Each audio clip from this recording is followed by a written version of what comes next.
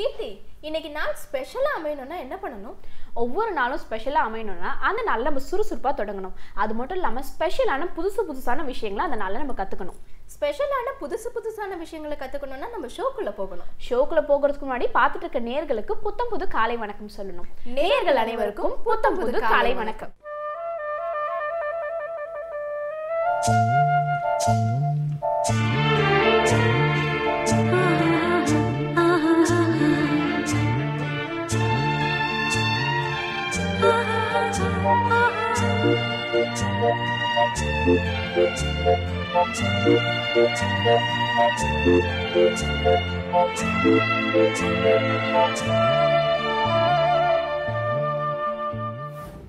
ஸ்பெஷலான விஷயங்களை தெரிஞ்சுக்கிறதுக்கு ஷோக்குள்ள வந்தாச்சு. இந்த ஸ்பெஷலான விஷயங்களை நல்ல நேரம் பார்த்து தெரிஞ்சுக்கணும்ல? ஆமா, நல்ல நேரம், ராகு காலம், யமகண்டம்லாம் தெரிஞ்சுக்கணும்னா சூரியோதயத்தை பார்க்கணும். இது சூரியோதயம்.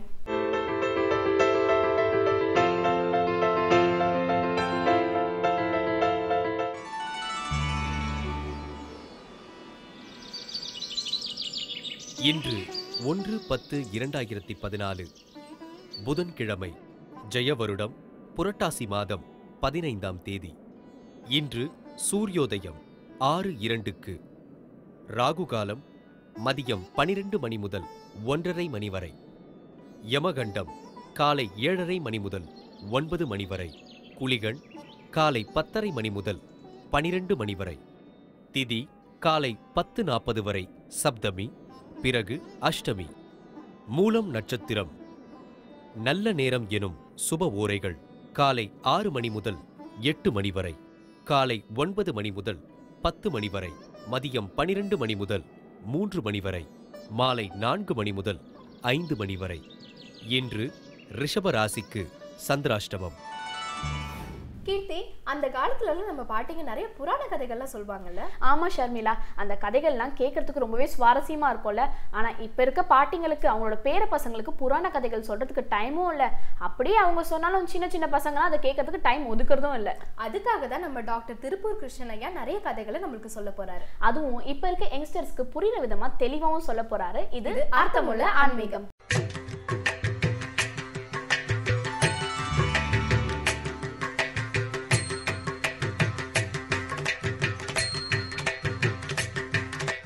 அன்பார்ந்த வேந்தர் தொலைக்காட்சி நேயர்களுக்கு வணக்கம். அர்த்தமுள்ள ஆன்மீகம் பகுதியில் முக்கியமான பல அறவுரைகளை, பல நீதி கருத்துக்களை நாம் பார்த்து வருகிறோம். இன்று நம்முடைய ஆன்மீகம் இனிய சொற்களையே பேச வேண்டும் என்பதை எவ்விதம் வலியுறுத்துகிறது என பார்க்கவிருக்கிறோம். இன்சொல் அது மனிதன் கடைபிடிக்க வேண்டிய ஒரு முக்கியமான அறநெறி. இனிய உளவாக இன்னாத கூறல் கனி இருப்ப காய் கவர்ந்தற்று என்கிறது வள்ளுவம். இன்சொல் இன்னாத சொல் இரண்டும் இருக்கின்றன. அப்படி இருக்கும்போது கனியை சாப்பிடாமல் இனிக்கின்ற கனியை விட்டுவிட்டு புளிக்கின்ற காயை ஒருவன் சாப்பிட்டால் அது எப்படி பொருத்தம் இல்லையோ அப்படித்தான் இன்னாச்சொல் பேசுவதும் இனிய சொல்லி பேசுவது என்பது கனியை சாப்பிடுவது போன்றது என்று வள்ளுவர் நம்முடைய குரலில் தெரிவிக்கிறார். நல்ல இனிமையான சொற்களை பேசுவதன் மூலமாக அப்படி பேசுபவருக்கு ஏற்ப நலங்கள் விளைகின்றன. வாழ்க்கை அவரை நோக்கி வளைகிறது. இதை வாழ்க்கை போக்கில் அவர் உணர முடியும். கெட்ட சொற்களை, கடுஞ்சொற்களை பேசுபவர்கள் பகைமையை வளர்த்து கொள்கிறார்கள். ஆகையால் அவருக்கு உதவிகள் கிட்டுவது சிரமமாக இருக்கும். எனவே அவருடைய முன்னேற்றம் தடைபடும். இனிய சொற்கள் மூலமாக வெல்லப்பட முடியாத சாம்ராஜ்யங்களை எல்லாம் கூட வென்றுவிட முடியும் என்கிறது நம்முடைய சாஸ்திரங்கள். இனிய சொற்களை பேசாமல் கெடுதலான சொற்களை, தீய சொற்களை பேசுவதன் மூலமாக எத்தகைய பாதிப்பு மனிதர்களுக்கு நேர்கிறது என்பதை மகாபாரத சம்பவம் ஒன்று உணர்த்துகிறது. மகாபாரதத்தில் திரௌபதிக்கு ஏராளமான இடைஞ்சல்களும் சங்கடங்களும் வந்ததை பார்க்கிறோம். ஒரு பெரிய ராஜசபையில் பல மன்னர்கள் கூடியிருக்கிற ஒரு கூட்டத்தில் துச்சாதனன் அவளுடைய துகிலை உரிய முற்பட்டான் இல்லையா? அந்த சந்தர்ப்பத்தில் கண்ணா என்று அவள் கதறி கண்ணனது அருள் மட்டும் கிட்டாமல் இருந்திருந்தால் அவளுக்கு மானபங்கம் நேர்ந்திருக்கும். அப்படிப்பட்ட ஒரு இடுக்கண் அவளுக்கு ஏன் நேர்ந்தது? பிற்காலத்தில் அவளின் பொருட்டாகவே பெரிய போர் நடக்கிறது. கௌரவர்களுக்கும் பாண்டவர்களுக்கும் நடந்த அந்த போரில் ஏராளமான இழப்புகள் பாண்டவர் தரப்பிலும் நேர்கின்றன. பாண்டவர்களுடைய வாரிசுகள் பலரும் காலமாகிறார்கள். அவர்களுக்கு இறுதியாக வெற்றி கிடைக்கிற பொழுது அந்த வெற்றி அவ்வளவு இன்பத்தை களிப்பை தருவதாக பாண்டவர்களுக்கு அமையவில்லை. ஏனென்றால் அவ்வளவு இழப்புகள் அவர்கள் தரப்பிலும். இதற்கெல்லாம் காரணம், இதற்கெல்லாம் தொடக்கமாக இருந்த சம்பவம் மிக விந்தையானது. அந்த சம்பவத்தின் ஆதாரமாக அமைந்த விஷயம் திரௌபதி இனிமையான சொற்களை பேசவில்லை என்பதுதான். ஒரே ஒரு சந்தர்ப்பத்தில் மிக உயர்ந்த குலத்தில் பிறந்த மிகச்சிறந்த நற்பண்புகள் உடைய அந்த பாஞ்சாலி ஒரே ஒரு சந்தர்ப்பத்தில் சொற்களை சரியாக பயன்படுத்தாததால் ஏற்பட்டதன் விளைவுதான் எவ்வளோ பெரிய போர் என்பது ஆச்சரியமான ஒரு உண்மை. இந்த மகாபாரத காலத்தின் தொடக்க காலம் ஒரு பெரிய மாளிகையை பாண்டவர்கள் கட்டினார்கள். மிக அழகான மாளிகை. அந்த மாளிகையில் தரை பளிங்கு போல் இழைக்கப்பட்டிருந்தது. தரை எது தண்ணீர் எது என்று தெரியாத அளவு இழைக்கப்பட்டிருந்த தரை. மிக பிரம்மாண்டமான மாளிகை. அந்த மாளிகைக்கு வந்து அந்த மாளிகையை பார்த்து அந்த மாளிகையின் விஜய விழாவில் கலந்து கொண்டு கௌரவர்கள் எல்லோரும் கௌரவிக்க வேண்டும் என்று பாண்டவர்கள் வேண்டினார்கள். அதன் பொருட்டு கௌரவர்கள் அந்த மாளிகைக்கு விஜயம் செய்தார்கள். துரியோதனன் அந்த மாளிகைக்கு வந்தான். திரௌபதி உப்பரிகையின் மேலே நடக்கும் சம்பவங்களை பார்த்து கொண்டிருந்தாள் தோழியருடன் இணைந்து. துரியோதனன் காலெடுத்து வைக்கிற போது அந்த மிக அருமையாக கட்டப்பட்டிருந்த அந்த மாளிகையில் தரை எது தண்ணீர் எது என்று அவனுக்கு தெரியவில்லை. அவன் தடுமாறினான். ஓரிடத்தில் தண்ணீர் இருப்பதாக நினைத்து மெல்ல காலை வைத்தான். அப்படியே கீழே விழுந்து விட்டான். அதை பார்த்து மேலே உப்பரிகையில் நின்று கொண்டிருந்த திரௌபதி கலகலவென்று சிரித்தாள். பொதுவாக ஒரு குழந்தை தடுக்கி விழுந்தால் கூட ஒரு தாய் பார்த்து சிரிப்பதுதான் இயல்பு. ஆனாலும் துரியோதனனுக்கு தான் இப்படி தடுமாறி விழுந்ததை பார்த்து பாண்டவர்களின் மனைவியான பாஞ்சாலி சிரிக்கிறாளே என்று கோபம். அவன் எரிச்சலோடு மேலே பார்த்தான். திரௌபதி சிரித்ததோடு நிறுத்தி இருக்கலாம். அவள் சிரித்த பிறகு ஒரு வசனத்தையும் சொன்னாள். அவள் சொன்னாள், மேலிருந்து பார்த்தேன், நீங்கள் தரை எது தண்ணீர் எது என்று தெரியாமல் தடுமாறி விழுகிறீர்களே, உங்கள் தந்தையான திருதராஷ்டிரர் தான் கண்ணில்லாதவர் என்று நினைத்தேன். அவரது மகனான உங்களுக்கும் கண் இல்லை போலிருக்கிறது என்று சொல்லி அவள் நகைத்தாள். இது ஒரு குறும்பான ஒரு விளையாட்டான பேச்சுத்தான். ஆனாலும் இந்த பேச்சில் துரியோதனுடைய மனம் பெரிதும் புண்பட்டது. இந்த பேச்சின் பின்னணியில் நாம் கவனிக்க வேண்டிய இன்னொரு உட்கருத்தும் இருக்கிறது. கண்ணில்லாதது, கால் இல்லாதது, கையில்லாதது போன்ற ஊனங்கள் இயல்பாக சிலருக்கு நேர்கின்றன. அத்தகைய ஊனமுள்ள மனிதர்கள் பரிவு காட்டத்தக்கவர்களை தவிர கேலி செய்யத்தக்கவர்கள் அல்ல. திரௌபதியினுடைய அந்த வசனத்தில் மறைமுகமாக திருதராஷ்டிரருக்கு கண்ணில்லை என்பதை குறித்த ஒரு கேலியும் பொதிந்திருந்தது. ஊனமுற்றவர்களை கேலி செய்வது என்பது முற்றிலும் தகாது என்கிறது நம்முடைய சாஸ்திரங்கள். அதன் காரணம் இரண்டு. ஒன்று, ஊனம் என்பது அவர்கள் ஏற்படுத்திக் கொள்வதல்ல, இயற்கையாக நேர்வது. இன்னொன்று, ஊனமில்லாத ஒருவன் கூட விபத்தின் மூலமாக என்று வேண்டுமானாலும் ஊனமாகலாம் என்கிற ஒரு வகையும் வாழ்வில் இருக்கத்தான் செய்கிறது. எனவே ஊனமுற்றவர்களை கிண்டல் செய்வதும் கேலி செய்வதும் தகாது, அது தர்மம் அல்ல என்று நமது அறநெறிகள் போதிக்கின்றன. திரௌபதி அதை மறந்தாள். துரியோதனனை பார்த்து விளையாட்டாகத்தான் அந்த கேள்வியை கேட்டாள். கீழே விழுந்தால் குழந்தையை பார்த்து ஒரு தாய் சிரிக்கிற மாதிரி தான் அந்த விஷயத்தை அவள் சொன்னாள். அதற்காக அவளுக்கு கிடைத்த தண்டனை மிக பெரிதுதான். ஆனால் இன்சொல்லை பேச வேண்டும் என்கிற ஒரு தர்மத்தை எடுத்துக்கொண்டு அதன்படி இனிமையான சொற்களை மட்டுமே திரௌபதி பேசியிருப்பாளானால் இத்தகைய ஒரு அசம்பாவிதம் நேர்ந்திருக்காது. மகாபாரத கதை இனிமையான மொழிகளை பேசுவதன் மூலமே ஒருவன் வாழ்க்கையை வெல்ல முடியும் என்பதையும், இனிமையில்லாத மொழிகளை பேசுவதன் மூலமாக அப்படி பேசுகிற நபருக்கு எதிர்காலத்தில் ஏராளமான துன்பங்கள் வந்து சேரும் என்பதையும் திரௌபதி வாழ்வில் நடைபெற்ற இந்த சம்பவத்தின் மூலம் விவரிக்கிறது. இன்றைய அர்த்தமுள்ள ஆன்மீகம் பகுதியில் இன்சொல் என்பது எவ்வளவு முக்கியமானது என்பதை பார்த்தோம். மகாபாரதத்தில் வரும் இந்த சம்பவத்தைப் போலவே இன்சொல்லினுடைய பெருமையை விளக்குகிற இன்னொரு சம்பவம் ராமாயணத்தில் இடம்பெறுகிறது. இன்சொல் சொல்லாததால் சீதாதேவிக்கு என்னென்ன வகையான சிரமங்கள் ஏற்பட்டன என்பதை ராமாயணம் சொல்கிறது. ராமன், சீதை, லக்ஷ்மணன் ஆகியோர் வனவாசத்தில் இருந்த அந்த காலகட்டம்.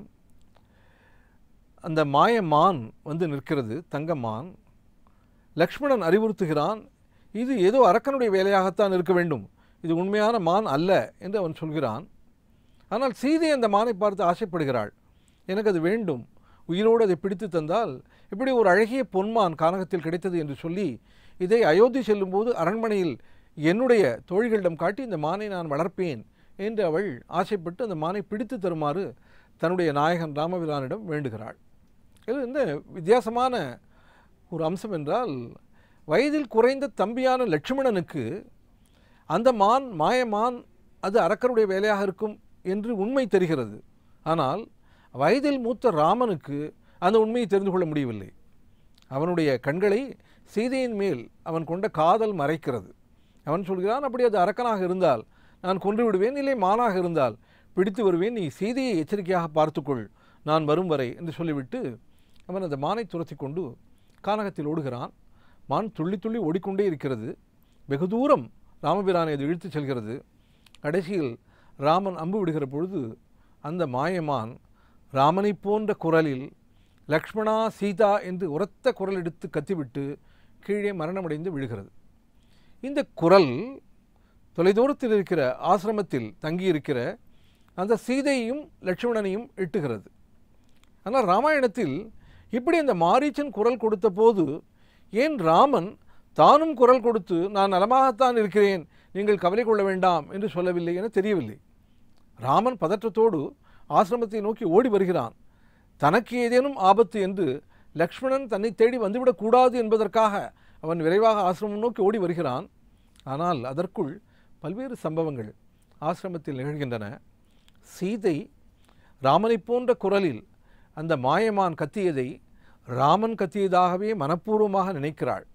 ஆகையால் லக்ஷ்மணனிடம் உடனடியாக நீ போய் உன் அண்ணாவை காப்பாற்று, அவர் ஆபத்தில் சிக்கிக் கொண்டிருக்கிறார், இல்லாவிட்டால் அவரிடமிருந்து இப்படி ஒரு அலறல் குரல் வருமா என்று கேட்கிறாள்.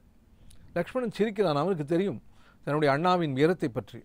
ஆகையால் ராமச்சந்திரமூர்த்திக்கு எதுவுமே நடந்திராது, நீங்கள் கவலைப்பட வேண்டாம், இந்த குரலும் கூட அரக்கர்களின் மாய வேலையாகத்தான் இருக்கும் என்று லக்ஷ்மணன் சொல்கிறான்.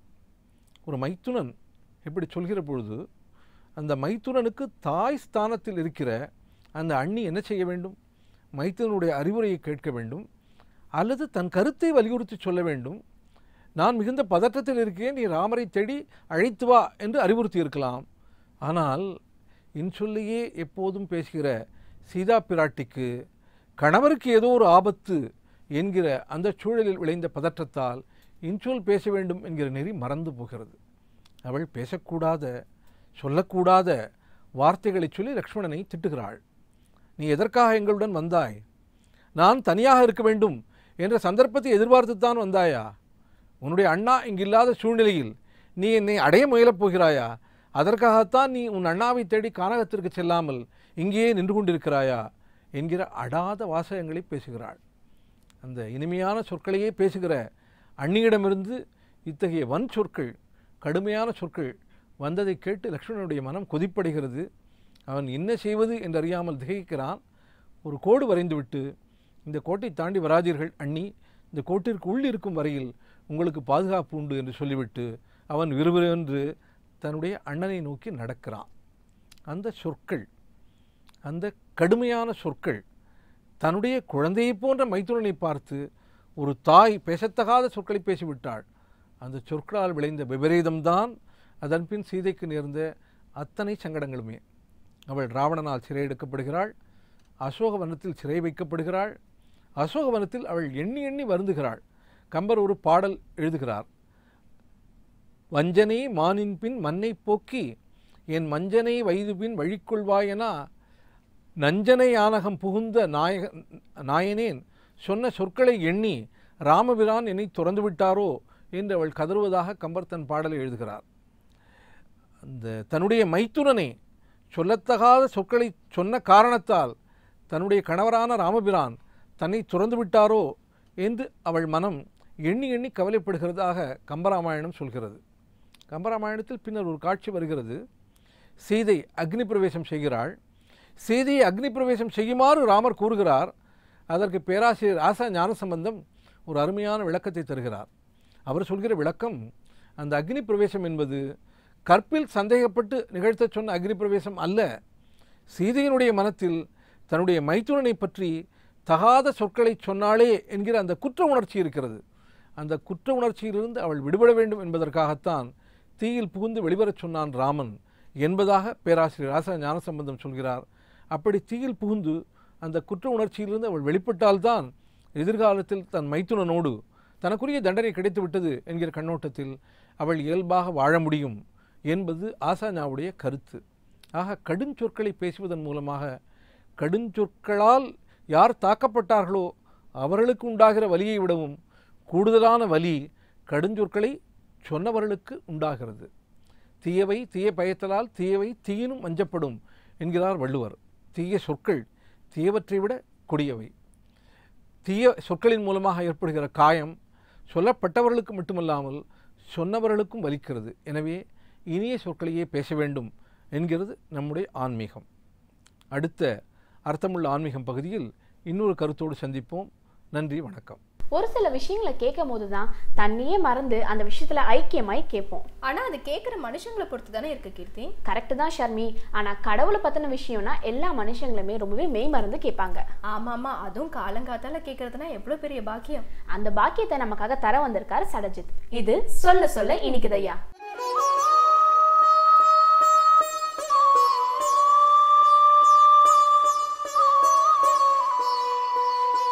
விஸ்வாமித்திரர் அவர் சதுரங்க சைன்யத்தை எடுத்துக்கொண்டு நேராக வேட்டையாடி விட்டு வசிஷ்டருடைய மாளிகைக்கு சென்றார்.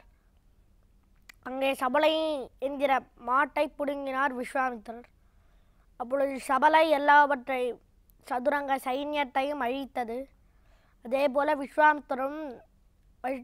விஸ்வாமித்திரரும் 100 பெண் பிள்ளைகளையும் வசிஷ்டர் அழித்தார் என்று நேற்றைய தினம் பார்த்தோம்.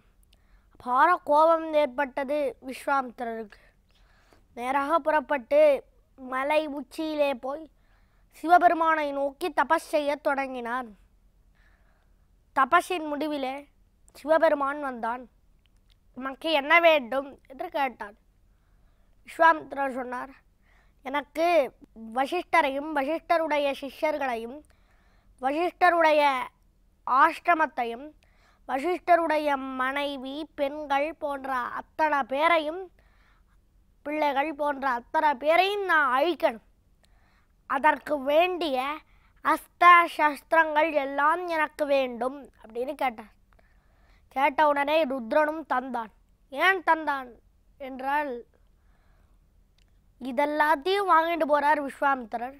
இதெல்லாவற்றையும் சமாளிக்கக்கூடிய சாமர்த்தியம் படைத்தவர் வசிஷ்டர் என்று ஏற்கனவே தெரியும். போட்டோம், அஸ்திர சஸ்திரங்களை எல்லாம் வாங்கிட்டு போய் ஒரு தடவை அடி வாங்கினா தான் இவனுக்கு புத்தி வரும் அப்படின்னு நினைத்தான் ருத்ரர். அதனாலே அஸ்திர சஸ்திரங்களை கொடுத்தார். அஸ்திர சஸ்திரங்களை எடுத்துக்கொண்டு நேராக நினைத்தார், ஆஹா, அஸ்திர சஸ்திரங்கள் கிடைத்து விட்டது, வசிஷ்டரை அழித்து விடலாம். வசிஷ்டர் அழிந்தார், அவருடைய மாளிகை அழிந்தது, சிஷ்யர்கள் அழிந்தார்கள், ஒழிந்தார்கள் என்று வசிஷ்டரையே அழித்தா போலவே நினைத்து கொண்டு புது உற்சாகம், புது வீரம் எல்லாத்தோட நேராக வந்தார். ஆகாசத்திலிருந்து அஸ்திர மழை பொய்ய தொடங்கினார். சிஷ்யர்கள் எல்லாரும் பயந்தார்கள், மூளைக்கு மூளை ஓடத் தொடங்கினார்கள். ஓடட்டும், கொஞ்ச நேரத்திலே வசிஷ்டரும் ஓடுவர் என்று நினைத்து அம்பு மழையை பொழிந்தார் விஸ்வாமித்திரர். வசிஷ்டர், என்ன இது பரபரப்பு, ஒரே ஓட்டம் கூச்சல், என்ன இது என்று வாசலிலே வந்து பார்த்தார். தன்னுடைய ஞான திருஷ்டியினாலே பார்த்தார். ஓஹோ, விஸ்வாமித்திரன் நேராக சிவனை தியானம் செய்து தபஸ் செய்து, சிவனை நோக்கி தபஸ் செய்து அவனிடத்திலிருந்து அஸ்திர சஸ்திரங்களை வாங்கி கொண்டு வந்து அம்பு மழை பொய்கிறான். ஓஹோ என்று உள்ளிருந்து வசிஷ்டரிடத்திலே பிரம்மதண்டம் என்று ஒரு தண்டம் இருந்தது. இந்த தண்டத்தை கொண்டு வந்தார். நட்டார், பூமியிலே நட்டார். நட்டு அதற்கு முன்பாக சொல்ல வேண்டிய மந்திரங்களை எல்லாம் சொன்னார். உச்சாடனம் பண்ணினார். உடனே அத்தனை அஸ்திரம், குடிசையின் மேலேயோ சிஷ்யர்கள் மேலேயோ ஒரு அஸ்திரமும் போகவில்லை. அத்தனை அஸ்திரத்தையும் இந்த பிரம்ம தண்டமே குடித்து முடித்து விட்டது. அம்பரா தூணில ஒன்றுமே இல்லை. பார்த்தான், இப்படி ஆகிவிட்டது என்று நினைத்தார். மிகுந்த வருத்தத்தை அடைந்தார் விஸ்வாமித்திரர். அப்பொழுதுதான் தெரிந்து கொண்டார், தோல் வலிமையினாலேயும் வாழ்வலிமையினாலேயும் ஒன்றும் பிரயோஜனம் கிடையாது. பிரம்ம வலிமையே, பிரம்ம தேஜஸே மிகுந்த தேஜஸ், அதுதான் வேண்டும். ஒரு தோல் வலிமையினாலேயோ வலிமையினாலேயோ பிரம்மத்தை ஒரு காலத்திலேயும் ஜெயிக்க முடியாது. பிரம்ம தேஜஸ் இருந்தால்தான் ஜெயிக்க முடியும் என்று நினைத்தார். திக்பலம், க்ஷத்ரிய பலம், பிரம்ம தேஜோ பலம் பலம் சொல்லிக்கொண்டார். மனசுக்குள்ளே சொல்லிக்கொண்டார். திக்பலம், க்ஷத்ரிய பலம், பிரம்ம தேஜோ பலம் பலம் என்று சொல்லிட்டு தபஸ் செய்வதற்காக போனார். ராஜரிஷியாக வேண்டும், பிரம்மரிஷி ஆக வேண்டும், ராஜ்யத்தை விட்டுவிட வேண்டும், ரிஷி பட்டம் பெற வேண்டும் என்ற ஆசை இவருக்கு தெரிந்தது. நேராக போய் தபஸ் செய்ய தொடங்கினார். இவருக்கு பற்பல இடையூறுகள் வந்தது. அதிலே ஒரு இடையூரை பார்ப்போம். திரிசங்கு என்று சொல்லக்கூடிய அயோத்தியை ஆண்டு வந்த மன்னன், அந்த மன்னன் அவனுக்கு ஒரு ஆசை, விபரீதமான ஆசை. என்ன ஆசைன்னா, இந்த உடம்போட ஸ்வர்க்கத்திற்கு போகணும்னு ஆசை. எதனால் அந்த ஆசை வந்ததோன்னு தெரியல. நம்ம வச்சு எரிச்சிடுவாளோன்னு பயமோ என்னவோ தெரியல. அந்த மாதிரி ஒரு விபரீதமான ஆசை ஏற்பட்டது. இந்த ஆசையினாலே அவருடைய குலகுருவான வசிஷ்டரிடத்திலே போனான். திரிசங்கு போய், சுவாமி, நான் இந்த உடம்போடே சொர்க்கத்திற்கு போக வேண்டும்னு ஆசைப்படுகிறேன். இதற்கு நீர்தான் உதவி செய்ய வேண்டும். அது மந்திரத்தினாலேயோ யாகத்தினாலேயோ தபஸினாலேயோ நீர் என்னை மேலே ஏற்ற வேண்டும் அப்படின்னு சொன்னான் திரிசங்கு. உடனே வசிஷ்டர் சொன்னார், அது முடியாதேப்பா, இந்த உடம்போட ஸ்வர்க்கத்துக்கு ஒரு காலத்திலேயும் போக முடியாது. அப்படியே போனாலும் கூட அங்கே போய் காம சுகங்களை அனுபவிக்க முடியாது. இந்த உடம்பு தாழ்ந்த உடம்பு, அங்கே ஸ்வர்க்கத்திலே இருக்கக்கூடிய உடம்பு சரீரம் உயர்ந்த சரீரம், அதை நீ வைத்து கொள்ளலாமே. நீ இந்த உடம்போட ஸ்வர்க்கத்துக்கு போகணுன்ற அது முடியாது. ஆனால் ஸ்வர்க்கத்திற்கு போவதற்கு எத்தனையோ யாகங்கள் இருக்கு. ஜோதிஷ்டோமேன ஸ்வர்காமோ யஜேதா என்று சாஸ்திரம் சொல்லுறது. ஜோதிஷ்டோமன்னு ஒரு யாகம் இருக்கு. யாகத்தை பண்ணால் ஸ்வர்க்கத்துக்கு போகலாம். அதை போல் எத்தனையோ யாகங்கள் எல்லாம் இருக்கிறது. அதை பண்ணி நீ ஸ்வர்க்கத்துக்கு போய்விடலாம். ஒரு வயிற்று வலிக்காரன் நல்லா சாப்பிட்ற கூட சாப்பாடை சாப்பிடணும்னா அது எப்படி சாப்பிட முடியும்? முடியாது இல்லையோ?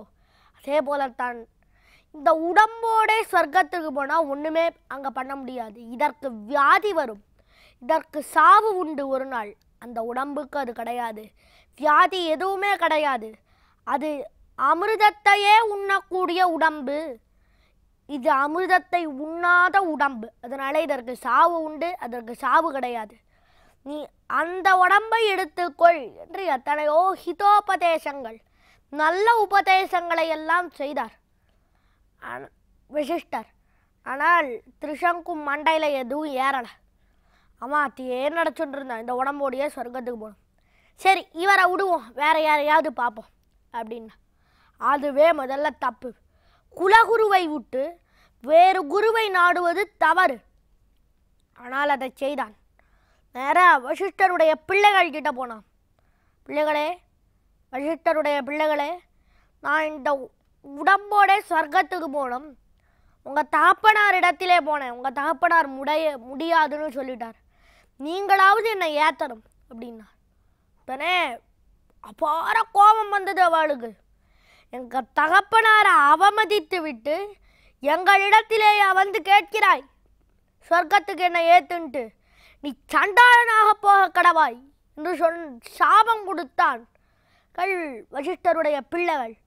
உடனே சண்டாளனாக போய்விட்டான். மார்பிலே இருந்த பூனல் வாரினாலே தோலினாலே ஆனதாக ஆய்விட்டது. மகாராஜாவாக இருந்தவன் சண்டாளனாக போனான். அப்பவாது அவன் மண்டை ஏதாவது ஏறிட்டான்னா ஒன்றும் ஏறல. திரும்பி வேற யாரையாவது நாடலாமே அப்படின்ட்டு நடந்து போயின்னு இருக்கான். வழியில் விஸ்வாமித்திரர் உட்காந்து தபஸ் பண்ணிட்டு இருந்தார்.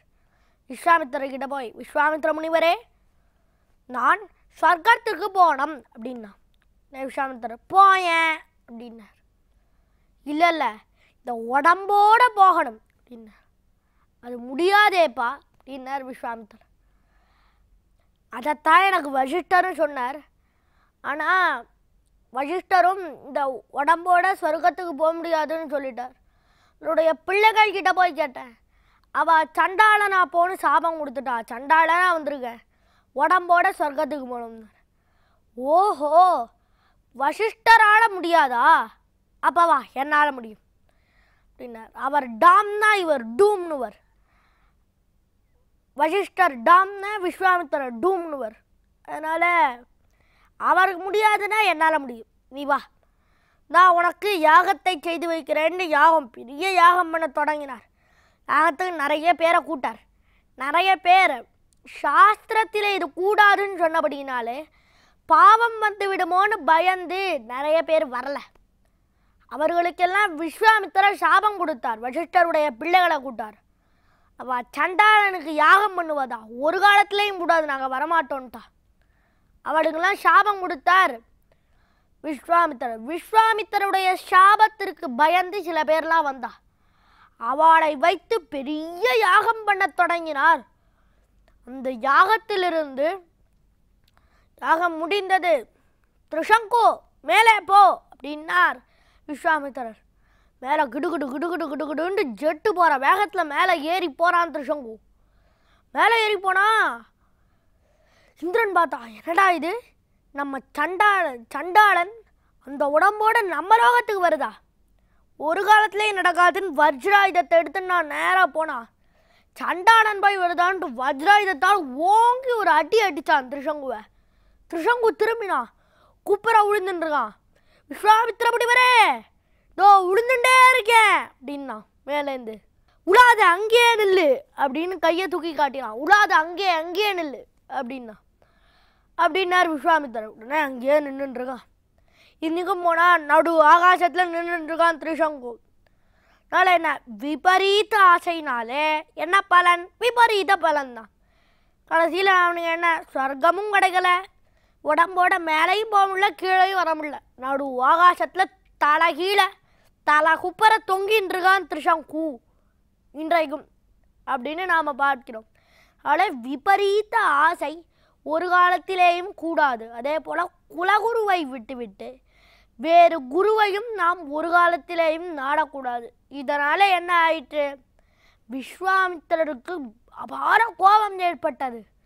இந்திரன் இந்த லோகத்திற்குள்ளே சொர்க்கத்திற்குள்ளே அவனை விடமாட்டேன் என்று சொல்லிவிட்டான். அதனால நான் புதுசாக ஒரு லோகம் சொர்க்கத்தை உருவாக்குகிறேன், இந்த சொர்க்கத்திலே புதுசாக ஒரு இந்திரனையே வைத்து விடுகிறேன் என்று கோபத்தோடு சொன்னார். தேவதைகள் எல்லாம் பயந்தார்கள். அவருடைய தபஸ் வடிமையினாலே அப்படி நிஜமாகவே அப்படி செய்து விடுகிறோன்னு பயந்தார்கள். வந்து விஸ்வாமித்திரை சமாதானப்படுத்தினார்கள் என்று பார்க்கிறார். அதனால் இவருக்கு தபஸிலே பாதி பாகம் வீணாக போய்விட்டது. என்ன தெரிந்து கொள்கிறோம், பிராமணராக இருந்தாலும் சரி முனிவராக இருந்தாலும் சரி கோபத்தை காட்டக்கூடாது, கோபத்தை அடக்கணும். முனிவர்கள் கோபத்தை காட்டக்கூடாது, சாஸ்திரத்திற்கு அடங்கித்தான் நடக்க வேண்டும். பிராமணனாக இருந்தாலும் சரி முனிவனாக இருந்தாலும் சரி என்ன விரோதமோ தெரியாது, ஆனால் சாஸ்திரத்திற்கு அடங்கினபடிதான் நடக்க வேண்டும். இதிலிருந்து நாம் தெரிந்து கொள்கிறோம். அடுத்தது இன்னொரு இடையூறு வந்தது. அது என்ன இடையூறு என்பதை நாளை தினம் பார்ப்போம். கீர்த்தி, இந்த ஐப்பசி மாதம் வர்றதுக்கு இன்னும் எத்தனை நாள் இருக்கு? இன்னும் 1 மாதம் இருக்கு. அதை பற்றி நீ ஏன் கேட்குற? ஐப்பசி வந்தா நான் டாப்ல போவேன்னு அம்மா சொன்னாங்க. அந்த விஷயம் எப்படி உங்க அம்மாவுக்கு தெரியும்? எல்லா மனுஷங்களுக்கும் ஒரு காலகட்டத்தில் யோகம் வரும். அந்த யோகம் எனக்கு ஐப்பசி மாதம் வருதான். ஓ, உனக்கு யோகம் வேணா ஐப்பசி மாசத்துல வரட்டும். ஆனா இன்னைக்கு யாருக்கு யோகம் நம்ம தெரிஞ்சுக்கணும்ல. அதுக்காக தான் 12 ராசியோட பலன்களை சொல்ல நம்ம யதார்த்த ஜோதிடர் செல்வி வந்திருக்காரு. இது யோகம் நல்ல யோகம்.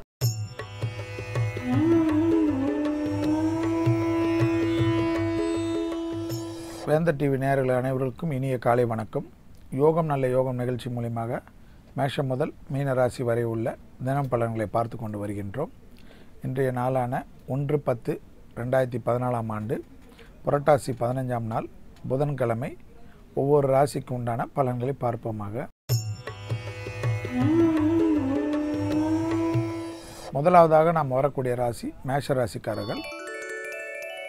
மேஷ ராசிக்காரர்களுக்கு இன்றைய நாள் பார்த்தீர்கள் என்றால் உங்களுக்கு கிரகத்தின் சஞ்சாரம் நான் ஏற்கனவே கூறியது போல் இந்த மாதத்தில் மிக அற்புதமான அமைப்பாக காணப்படுகிறது. அதில் இன்றைய நாள் மிக விசேஷம். எடுத்த காரியத்தில் ஏற்றம். குறிப்பாக அரசியல் அமைப்பில் இருப்பவர்களுக்கு உங்களுக்கு பெரிய ஆள்கள் மூலியமாக, அதாவது உங்கள் சமூகத்தில் உள்ள பெரிய மனிதர்கள் மூலியமாக அன்பும் பாராட்டும் கிடைக்கும். சிலருடைய ஏற்றங்கள் கிடைக்கும். நீண்ட நாட்களாக கனவுகள், நீண்ட நாட்களுக்கு திட்டங்கள்லாம் செயல்படுத்தக்கூடிய நாளாக இன்றைய காணப்படுகிறது. அதை சரியாக முறையாக பயன்படுத்தி கொள்வது உங்களுடைய புத்திசாலித்தனத்தை பொறுத்தது. சிலருக்கு வண்டி வாகனத்தில் ஏதேனும் மாற்றங்கள் எதிர்நோக்கி இருந்தவர்கள் அதற்குண்டான முயற்சிகள் மதியத்துக்குள்ளாக ஆரம்பிப்பது புத்திசாலித்தனமான அமைப்பு என்பதை நினைவில் வைத்துக் கொள்ளுங்கள். மேலும் உங்களுடைய ஒரு எண்ணமும் ஈடேறுவதற்குண்டான முயற்சிகள் இன்று பலரால் பாராட்டப்படும் என்பதனால் உங்களுடைய சுறுசுறுப்பு இன்றைய நல்ல நாளில் அதற்குண்டான சுறுசுறுப்பு காலையில் எழுந்தவுடனே குளித்துவிட்டு தீபமேற்றி உங்களுடைய வேலைக்கு சென்று விடுவது உங்களுக்கு பல விதத்தில் அனுகூலத்தையும் ஆச்சரியத்தையும் ஏற்படுத்தி தரும் என்பதை மேஷ ராசிக்காரர்கள் உணர வேண்டும். அடுத்ததாக நாம் பார்க்கக்கூடிய ராசிக்காரர்கள் ரிஷப ராசிக்காரர்கள். ரிஷப ராசிக்காரர்களுக்கு இன்றைய நாள் பார்த்தீர்கள் என்றால் கண்டிப்பாக குடும்பத்தில் தேவையில்லாத குழப்பம் ஏற்படும். பிள்ளைகளாகட்டும், துணை அல்லது துணைவியாக இருக்கட்டும், ஒன்றுமே இல்லாத விஷயத்து கூட பெரிய அளவு சங்கடங்களோ பெரிய அளவு பிரச்சனைகளை காணப்படும். ஏன் இந்த பிரச்சனை வருவது என்று நீங்கள் யோசித்தீர்கள் என்றால் ஆச்சரியமாக இருக்கும். இன்றைய நாள் முழுவதும் உங்களுக்கு சந்திராஷ்டிரமத்தில் தான் உள்ளீர்கள் என்பதை நீங்கள் நினைவில் வைத்துக் கொள்ள வேண்டும். இதனால் தான் இந்த பிரச்சனை என்பதையும் நினைவில் வைத்துக் கொள்ள வேண்டும்.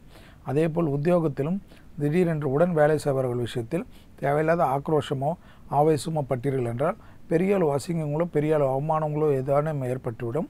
அதேபோல் வண்டி வாகனத்தை அதை சட்டத்துக்கு உட்பட்டு செலுத்துவது, அதாவது சிக்னல்களுக்கு மதிப்பு கொடுப்பது போன்ற விஷயங்கள் மிக முக்கியம்.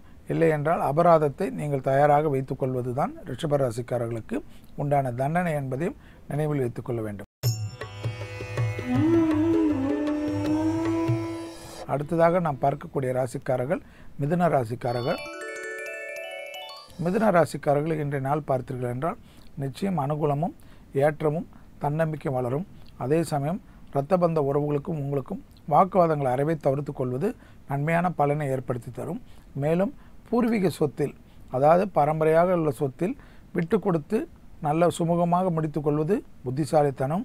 அந்த சொத்துக்களில் ஆவேசப்படுவதோ ஆக்ரோஷப்படுவதோ கோர்ட்டில் பார்த்து கொள்ளலாம் என்று ஜம்பம் பேசுவதோ உங்களுக்கு தான் பிரச்சனையை ஏற்படுத்திவிடும் என்பதை நீங்கள் நினைவில் வைத்துக் கொள்ள வேண்டும்.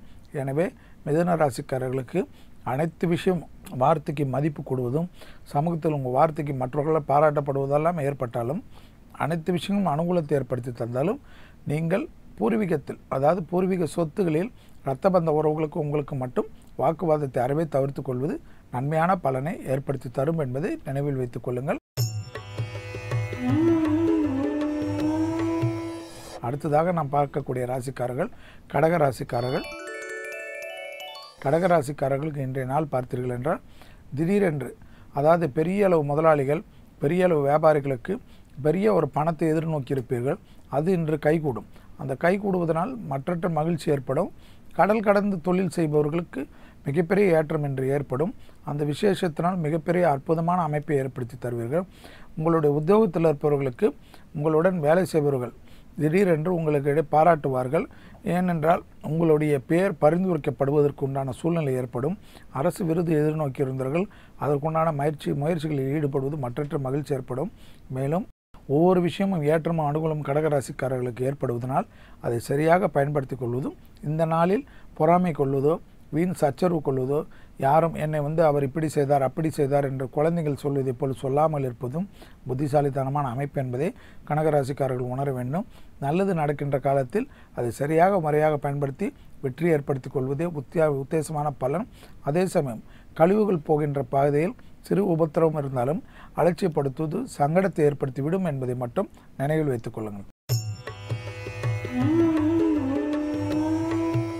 அடுத்ததாக நாம் பார்க்கக்கூடிய ராசிக்காரர்கள் சிம்ம ராசிக்காரர்கள். பெண்களாக இருந்தால் இந்த லோ பிபி ஐபிபி போன்ற விஷயத்தில் மிக கவனமாக இருக்க வேண்டிய நாள் இன்றைய நாள். மற்றபடி பார்த்தீர்கள் என்றால் ஏற்கனவே நாம் கூறிக்கொண்டே வருவதை போல் வார்த்தையில் தேன் தடவிய வார்த்தை சிம்மராசிக்காரர்களுக்கு மிக முக்கியம். ஏனென்றால் உத்தியோகஸ்தானாதிபதியான உங்கள் ராசியிலிருந்து, அதாவது லக்னத்திலிருந்து இல்லை, உங்கள் ராசியிலிருந்து உங்கள் உத்தியோகஸ்தானாதிபதி சிறிது சரியில்லாத சஞ்சாரத்தில் இருப்பதனால் மிக மிக கவனமாக இருக்க வேண்டும். எனவே சிம்மராசிக்காரர்கள் உத்தியோகத்தில் அதிக கவனமாக இருக்க வேண்டும். உத்தியோகத்தில் நேரத்தை தவறாமல் போய்விடுவது, உத்தியோகத்தில் அதாவது மேல் உள்ளவர்கள் சொல்வது அப்படியே ஆமோதிக்கிறது, அவர்களை எதிர்த்து பேசாமல் இருப்பது, அவர்களிடம் தர்க்கம் செய்யாமல் இருப்பது, உடன் இருப்பவர்களை பற்றி புறங்கூறாமல் இருப்பது மிக மிக முக்கியம் என்பதை மட்டும் சிம்மராசிக்காரர்கள் உணர வேண்டும். அதே மாதிரி கடைபிடித்தீர்கள் என்றால் பெரிய சங்கடங்களோ பெரிய கஷ்டங்களோ நிச்சயமாக ஏற்படாது என்பதை கவனத்தில் கொள்ளுங்கள். பிள்ளைகளுக்கும் உங்களுக்கும் சிறிய வாக்குவாதங்கள் கூட பெரிய அளவு மன கஷ்டத்தையும் சங்கடத்தையும் ஏற்பட்டுவிடும் என்பதை நினைவில் வைத்துக் கொள்ளுங்கள். அடுத்ததாக நாம் பார்க்கக்கூடிய ராசிக்காரர்கள் கன்னியா ராசிக்காரர்கள். தேவையில்லாத ஏதோ ஒரு குழப்பம் காணப்படும். அந்த குழப்பம் என்னவென்று தெரியாத அளவுக்கு நீங்களாகவே முயற்சி செய்து ஏதேனும் ஒரு தப்பு செய்து விடுவீர்கள். எனவே இன்றைய நாள் பார்த்தீர்கள் என்றால் மனதில் ஒரு இனம் புரியாத ஒரு கோபமோ இனம் புரியாத ஒரு தாழ்வு மனப்பான்மை ஏற்படும். இஷ்டப்பட்ட மகானை மனதார பிரார்த்தனை செய்து கொண்டு இன்றைய நாளை ஆரம்பிப்பதே உத்தமமான பலனை ஏற்படுத்தி தரும். ஆவேசப்படுவதோ கண்களில் ஏற்கனவே உபத்திரம் உள்ளவர்கள் ஒரு முறை மருத்துவ ஆலோசனை பெற்றுக்கொள்வது சிறந்த அமைப்பாக காணப்படுகிறது. இன்றைய நாளில் தேக ஆரோக்கியத்திற்கு அதிக முக்கியத்துவம் கொடுப்பதும், வீணாக ஆவேசப்படுவதெல்லாம் இல்லாமல் ஒரு முறை ஒரு 5 நிமிடமாவது மனதை ஒருநிலைப்படுத்தக்கூடிய பயிற்சி செய்தீர்கள் என்றால் கன்னியா ராசிக்காரர்களுக்கு திட்டமிட்டு செயல்படுத்தக்கூடிய அனைத்து விஷயங்களும் இன்று சரியாக முறைக்கும். அதாவது சரியாக செய்யக்கூடிய அளவுக்கு முடிக்கக்கூடிய அளவுக்கு இன்றைய நாளில் நீங்கள் தான் செய்ய வேண்டும். ஏதோ ஒரு குழப்பம் காணப்படுகிறது என்று நான் கூறுகிறேன். அந்த குழப்பம் எதுவாக இருந்தாலும் நாம் சரியாக முயற்சி செய்தால் அதிலிருந்து பெரிய வெற்றி ஏற்படுத்தி கொள்ளலாம் என்பதை கன்னியா ராசிக்காரர்கள் உணர வேண்டும். அடுத்ததாக நாம் பார்க்கக்கூடிய ராசிக்காரர்கள் துலா ராசிக்காரர்கள். துலா ராசிக்காரர்களுக்கு இன்றைய நாள் பார்த்தீர்கள் என்றால் ஏதேனும் ஒரு புதிய முயற்சி வெற்றி ஏற்படும். அந்த புதிய முயற்சி நீங்கள் செய்வது மற்றற்ற மகிழ்ச்சி ஏற்படும். உங்களுக்கே தெரியாத ஒரு விஷயம் கூட இன்று சாதித்து செய்யக்கூடிய அளவுக்கு உங்களுக்கு கிரக சூழ்நிலைகள் இணக்கமாக காணப்படுகிறது. எனவே கிரக சூழ்நிலைகள் இணக்கமாக காணப்படுவதை சரியாக முறையாக பயன்படுத்தி கொள்வது புத்திசாலித்தனமான விஷயம். ஏதேனும் அதாவது ஒரு புதிய முயற்சிக்கு ஏற்கனவே நினைத்திருந்த முயற்சியெல்லாம் இன்றைய நாளில் நீங்கள் ஆரம்பிப்பதே உங்களுக்கு பல விதத்தில் அனுகூலத்தை ஏற்படுத்தி தரும். மேலும் துளாராசிக்காரர்களுக்கு எதிர்பார்க்காத ஒரு சுபவிரய பிராப்தம் ஏற்படுவதனால் அதற்குண்டான முயற்சியில் ஈடுபடுவது மற்றற்ற மகிழ்ச்சி ஏற்படுத்தி தரும். வரவுக்கு மீறிய செலவுகள் காணப்பட்டாலும் அந்த செலவுகள் எல்லாம் சுபவிரயமாக காணப்படுவதனால் உங்களையும் சார்ந்தவர்கள் குடும்பத்தை சார்ந்தவர்கள் அந்த செலவுகளை பெரிதாக அழுத்திக்கொள்ள மாட்டார்கள். கடன் வாங்கி கூட சிலர் புதிய செலவுகளுக்கு உண்டான முயற்சியில் ஈடுபடுவீர்கள். அதெல்லாம் ஏற்றுக்கொள்ளப்படும், அனுகூலப்படும். அந்த மாதிரி செலவுகள் சிலருக்கு சில சமயத்தில் அவசியமான ஒன்றாக சுபவிரய செலவாக காணப்படுவதனால் அது ஏற்றுக்கொள்ளப்படுகிறது. மேலும் உங்களுடைய தைரியமும் தன்னம்பிக்கையும் பலரால் பாராட்டப்படுவதனால் துளாராசிக்காரர்கள் இன்றைய நாளில் மிக சந்தோஷமாக இருப்பதற்குண்டான முயற்சியில் நிச்சயமாக இறங்குவீர்கள். அடுத்ததாக நாம் பார்க்கக்கூடிய ராசிக்காரர்கள் விருச்சக ராசிக்காரர்கள். விருச்சக ராசிக்காரர்கள் ஏற்கனவே கூறியது போல் எல்லாமே அனுகூலமும் சந்தோஷ அமைப்பும். அதாவது சூரியனின் சஞ்சாரம் மிக அற்புதமாக உள்ளதனால் உங்களுக்கு எடுத்த காரியத்தில் மிக அற்புதமான ஜெயம் ஏற்படும். அதே போல் வார்த்தைக்கு இன்றைய மதிப்பு கூடும். அந்த மதிப்பு கூடக்கூடிய இன்றைய நாளில் சரியாக திட்டமிட்டு செயல்படுவது புத்திசாலித்தனமான அமைப்பு. இந்த நாளில் யாரிடத்திலும் பகைமை கொள்ளாமல், கோபப்படாமல், உருவுரென்று இல்லாமல் இனிய முகத்துடன், சிரித்த முகத்துடன், தேன் தடவிய வார்த்தைகளை கொண்டு முன்னேற்ற பாதைக்கு செல்வீர்கள் என்றால் விருச்சக ராசிக்காரர்களுக்கு இன்றைய நாளில் அற்புதங்கள் விளைவிக்கக்கூடிய நாளாக விளங்கும். மேலும் லாபத்தின் அளவு அதிகரித்து உள்ளதனால் சேமிப்புகளுக்கு உண்டான அமைப்பும் ஏற்படுகிறது. அந்த சேமிப்பை சரியான முறையில் பயன்படுத்தி கொள்வது புத்திசாலித்தனமான அமைப்பு என்பதை விருச்சக ராசிக்காரர்கள் உணர்ந்து கொள்ள வேண்டும். சிலருக்கு வண்டி வாகனங்கள் பிராப்தங்கள் எல்லாம் மதியத்துக்குள்ளாகவே அதற்குண்டான முயற்சியில் ஈடுபடுவது கண்டிப்பாக எதிர்காலத்தில் நீங்கள் இஷ்டப்பட்ட ஒரு வண்டி வாகனத்தை பெறுவதற்குண்டான சாத்தியக்கூறுகள் கனிந்து வரக்கூடிய காலகட்டம் என்பதை விருச்சக ராசிக்காரர்கள் உணர்ந்து கொள்ளலாம். அடுத்ததாக நாம் பார்க்கக்கூடிய ராசிக்காரர்கள் தனுசு ராசிக்காரர்கள். தனுசு ராசிக்காரர்கள் ஒரு விஷயத்தில் கவனமாக இருக்க வேண்டும். சந்திரனின் சஞ்சாரம் உங்கள் ராசியில் இருப்பதனால், அதாவது நரம்பு சம்பந்தப்பட்ட உபத்திரம் உள்ள தனுசு ராசிக்காரர்கள் இன்றைய நாளில் அதிக கவனமாக இருக்க வேண்டும். பிபி, இரத்த கொதிப்பு, சர்க்கரை நோயாளிகள் அதற்குண்டான மருந்துகளை மருந்து விடுவதற்குண்டான சூழ்நிலை காணப்படுவதனால் அந்த மருந்துகளை மருந்து விடாமல், அதாவது வேலையுடைய பலத்தினாலோ வேலையுடைய பலு காரணமாகவோ நீங்களாகவே தவற விட்டு விடுவீர்கள். அது மாதிரிலாம் இல்லாமல் அந்த நேரம் தவறாமல் மருந்துகளை உட்கொள்வது மிக முக்கியம். மற்றபடி பார்த்தீர்கள் என்றால் அதிகமான ஒரு வேலை உள்ள நாள் தான். ஆனால் இன்றைய நாளில் பார்த்தீர்கள் என்றால் உங்களுக்கெல்லாம் ஒரு சந்தோஷமும் இந்த நாள் முழுவதும் உங்களுக்கு ஒரு சுபமாக செல்லக்கூடிய அமைப்பாக காணப்படுவதை நீங்கள் எந்தவித பயமும் அச்சமும் கொள்ள தேவையில்லை. அடுத்ததாக நாம் பார்க்கக்கூடிய ராசிக்காரர்கள் மகர ராசிக்காரர்கள்.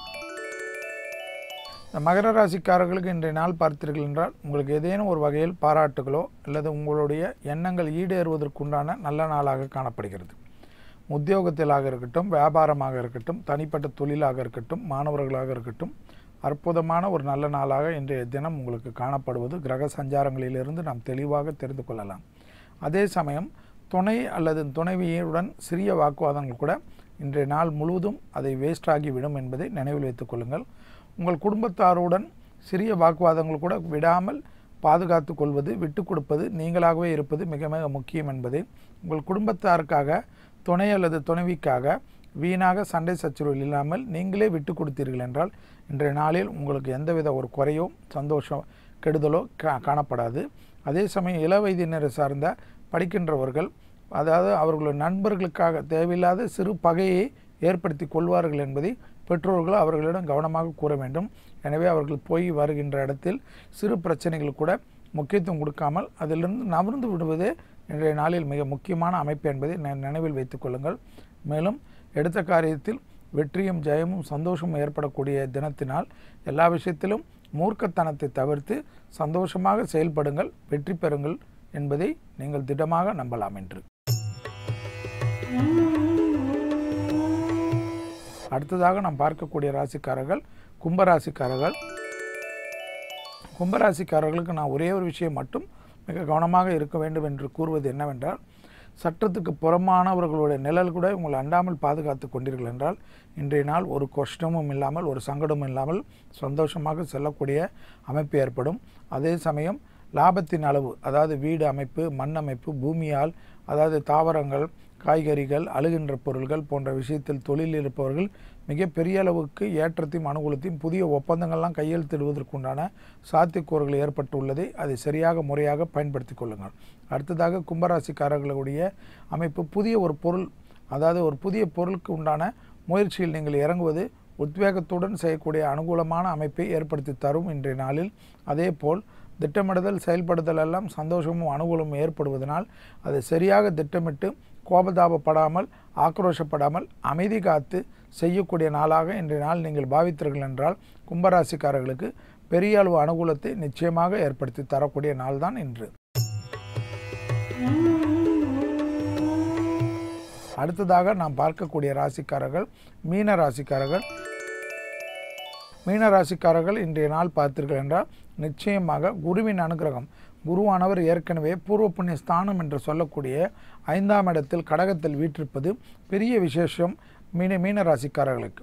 அது உங்களுக்கு எல்லா விதத்திலும் தன்னம்பிக்கையும் கெடுதலான அமைப்பில் கூட நல்ல விஷயத்தை பாசிட்டிவ் எனர்ஜியை தரக்கூடிய ஒரு குருவின் சஞ்சாரம் நடக்கிறதுனால் உங்களுடைய எண்ணங்கள் எல்லாம் வைப்ரேஷன் எல்லாம் சுத்தமாக பாசிட்டிவாக முன்னேறுவது, நம்பிக்கை கூடியது எல்லாம் வைத்துக்கொள்ள வேண்டாம்.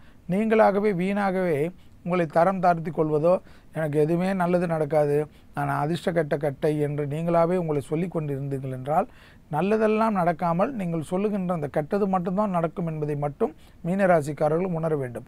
அதே சமயம் ஒரே ஒரு விஷயத்தில் கவனமாக இருந்தால் போதும் இன்றைய நாளில். அது என்னவென்றால் வண்டி வாகனத்தில் வித்தைகள் காட்டாமல் இருப்பது.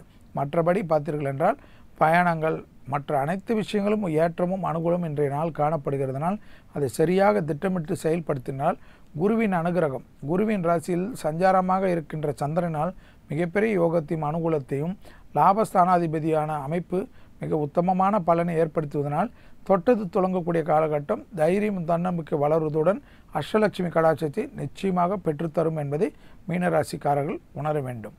மீண்டும் நாளை யோகம் நல்ல யோகம் நிகழ்ச்சியின் மூலமாக எல்லோரையும் சந்திப்பதில் மற்றற்ற மகிழ்ச்சியும் சந்தோஷத்தையும் அடைகிறேன். வணக்கம். கீர்த்தி, நெக்ஸ்ட் என்ன செக்மெண்ட்? நம்ம முன்னோர்கள் சாமுத்திரிகா லட்சணப்படி நம்மளோட கேரக்டர்ஸ் எப்படின்னு கெஸ் பண்ணி வச்சிருக்காங்க. அது ஒரு பக்கம் இருக்கட்டும். அதே முன்னோர்கள் பார்த்தோன்னு வச்சுக்கோயேன், நம்ம உடம்பையும் மனசையும் சுத்தமா வச்சுக்கிறதுக்கு யோகா செய்யணும்னு சொல்லியிருக்காங்க. கண்டிப்பா நம்ம உடம்பெல்லாம் ஃபிட்டா வச்சுக்கணும்னா கண்டிப்பா யோகா பண்ணணும். என்னதான் நம்ம ஹெல்த்தியான ஃபுட்ஸ்லாம் எடுத்துக்கிட்டாலும் டெய்லி ஒரு எக்ஸசைஸ் பண்ணாதான் நம்ம ஃபிட்டா இருக்க முடியும். ஆமா, அந்த வகையில் நம்ம ஃபிட்டா வச்சுக்கிறதுக்காக புத்தம் புது காலையில ஸ்பெஷலா இந்த செக்மெண்ட்ஸ் பார்த்துட்டு வரோம். இது உடலின் மொழி.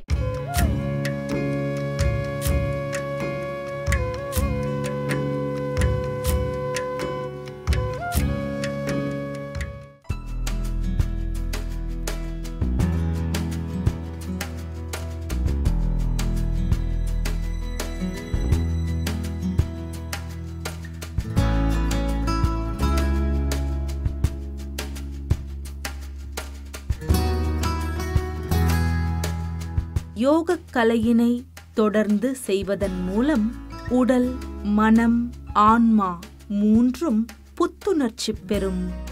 அப்படி நமக்கு புத்துணர்ச்சியை அளிக்கக்கூடிய யோகாசனங்களில் இன்று நாம் காணவிருப்பது வீரபத்ராசனம். வீரபத்ராசனம் செய்வதற்கான விதிமுறைகள். கால் வலி உள்ளவர்கள் இந்த ஆசனத்தை அதிக நேரம் செய்யக்கூடாது. மூட்டு வலி உள்ளவர்கள் இந்த ஆசனத்தை யோகா ஆசிரியர் உதவியுடன் செய்யவும்.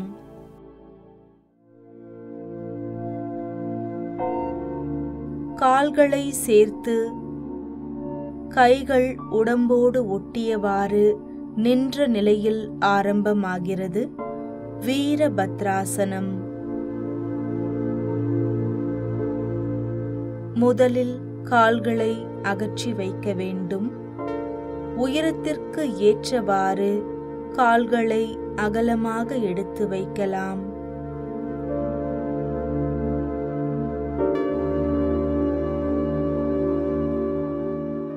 வலது காலை 90 டிகிரி திருப்பி இடது காலை 15 டிகிரி திருப்பி வைக்க வேண்டும். மூச்சை உள்ளிழுத்தவாறு மெதுவாக கைகளை பக்கவாட்டில் தூக்க வேண்டும்.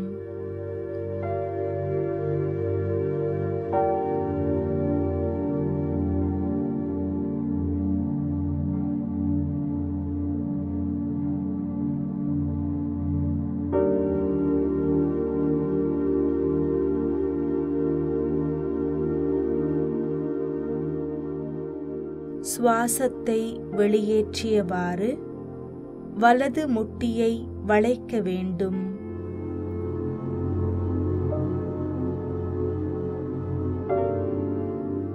உடலை எந்த அளவு வளைக்க முடியுமோ அதுவரை முயற்சிக்க வேண்டும்.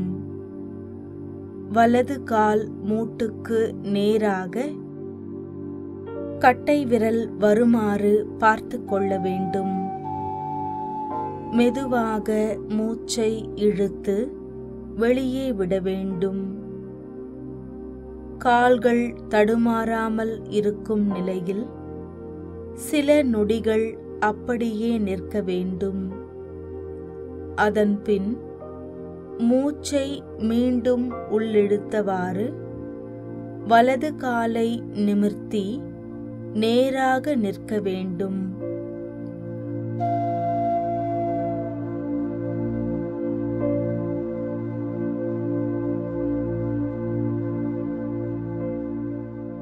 மெதுவாக கைகளை கீழே இறக்க வேண்டும். நின்ற நிலையில் உடலை சிறிது ஆசுவாசப்படுத்த வேண்டும். இப்போது இந்த ஆசனத்தின் இன்னொரு பகுதியை பார்க்க போகிறோம். இடது காலை இடது புறமாக 90 டிகிரியும் வலது காலை 15 டிகிரியும் திருப்ப வேண்டும்.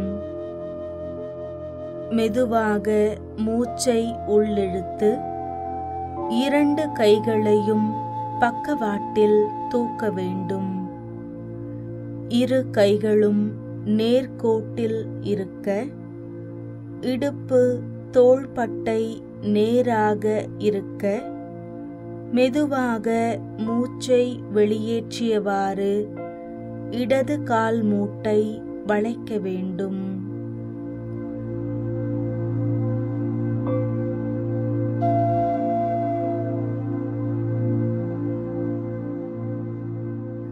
இடது தொடை தரைக்கு இணையாக வரும் வரை காலை வளைக்கலாம். சுவாசம் சாதாரணமாக இருக்க சில நொடிகள் அசையாமல் நிற்க வேண்டும்.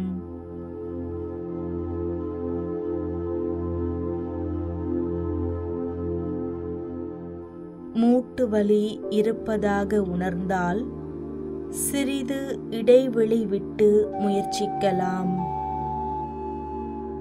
சில நொடிகளுக்கு பிறகு மெதுவாக மூச்சை உள்ளிழுத்து இடது காலை நேராக நிமிர்த்த வேண்டும்.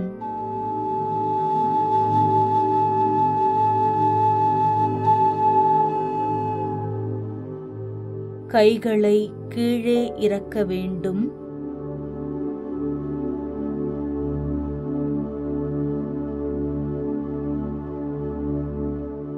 முடிவில் 2 கால்களையும் சேர்க்க வேண்டும். அதன் பிறகு உள்ளங்கைகளை அகலமாக விரித்து வைத்து கால்களை அகற்றி கண்களை மூடி மனதையும் உடலையும் அமைதிப்படுத்த வேண்டும்.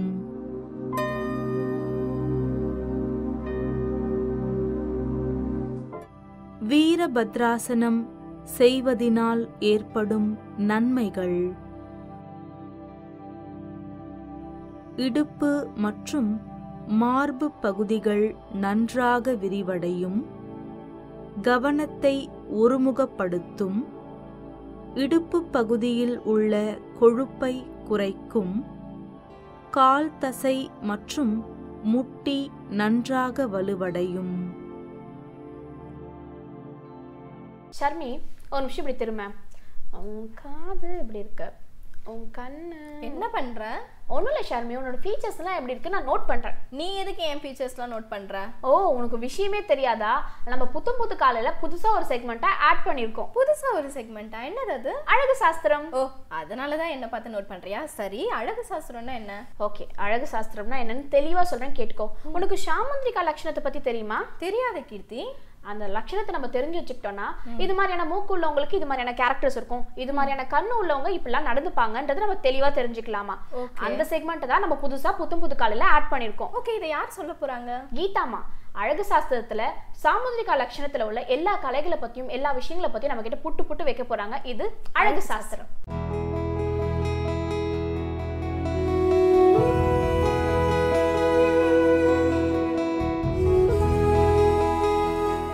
வேந்தன் டிவி நேயர்களுக்கு வணக்கம்.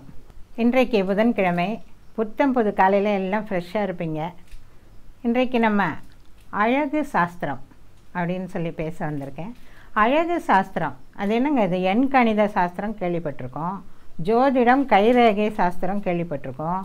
நிறைய பேர் சோழியெல்லாம் போட்டு பார்ப்பாங்க, சில பேர் குறி சொல்லுவாங்க, இப்படியெல்லாம் கேள்விப்பட்டிருக்கோம். அழகு சாஸ்திரம்னு அப்படி ஒரு சாஸ்திரம் இருக்குதாங்க அப்படின்னு சொன்னால் நிச்சயமாக இருக்குது. அழகு சாஸ்திரத்தை தான் அந்த காலத்தில் சாமுத்திரிகா லட்சணம்னு சொல்லுவாங்க. அதாவது இந்த லட்சணங்கள் பொருந்தியவர்கள் இப்படிப்பட்ட குண நலன்களை உடையவர்களாக இருப்பாங்க அப்படின்னு சொல்லிட்டு அந்த காலத்தில் கணிச்சு வச்சுருக்காங்க. இப்போ நம்மளே இருக்கோங்க, சாதாரணமாக ஒருத்தரை பார்க்கும்பொழுது சரி பார்க்கவே ரொம்ப சாதுவாக இருக்காருப்பா, ரொம்ப நல்லவராக இருப்பார் போல இருக்குன்னு முகத்தை பார்த்து சொல்கிறோம். சில பேரை பார்த்தாலே என்ன சொல்கிறோம், அப்பா பார்த்தாலே பயங்கரமாக இருக்காருங்கப்பா, ஜாக்கிரதையாக இருக்கணும் அப்படின்னு.